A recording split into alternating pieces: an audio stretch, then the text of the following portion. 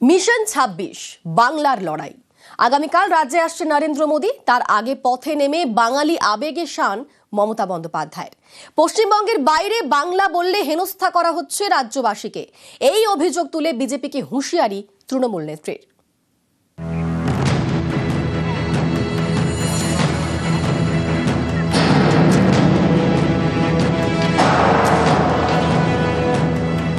বাংলার লোকেদের ডিটেনশন ক্যাম্পে রাখলে আগামী দিন বাংলার মানুষও কিন্তু বিজেপিকে পলিটিক্যাল নয় इलेक्शन लड़े डिटेंशन कैंपे रखते राजनैतिक भावे।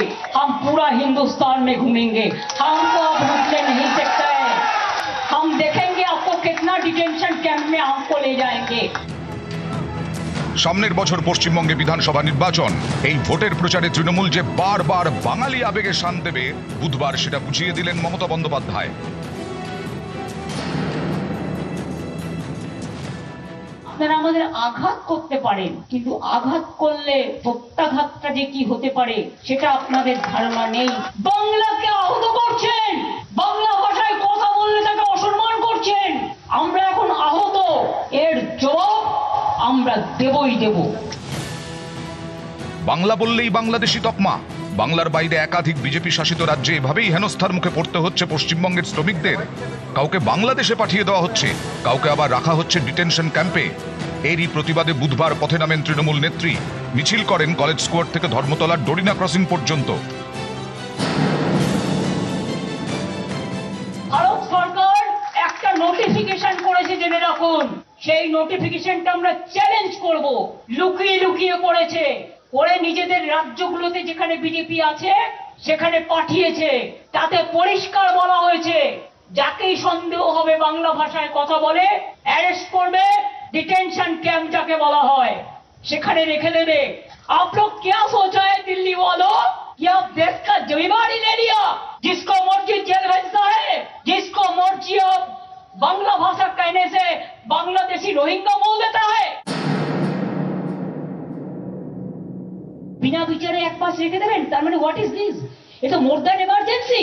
ইন্দিরা গান্ধীকে গালাগালি দিয়ে সুপার এমার্জেন্সি ডে পালন করলেন। তাহলে আপনারা কি করছেন? It is more than emergency and illegal detention. Skill আছে তাই তাদের ডেকে নিয়ে যাওয়া হয়েছে। 22 লক্ষ আমার বাংলার মজদুর। BJP is anti poor and anti commoner. তাদের দিয়ে কাজ করাবে, আর বাংলা ভাষায় কথা বললে তাকে জেলে নিয়ে চলে যাবে, ডিটেনশন ক্যাম্পে নিয়ে যাবে। কোন অধিকারে? বাংলা ইন্ডিয়াতে নয়। ডকুমেন্ট দেখানোর পরেও আপনারা জেলে নিয়ে যাচ্ছেন তার বয়স্ক মাকে, তার স্ত্রীকে, তার বাচ্চাগুলোকে। हमारा स्टेट में भी 1.5 करोड़ से ज्यादा माइग्रेंट वर्कर्स है। हम उसका कभी ऐसा नहीं करते। हम इज्जत देते हैं और आप बेइज्जत करते हैं।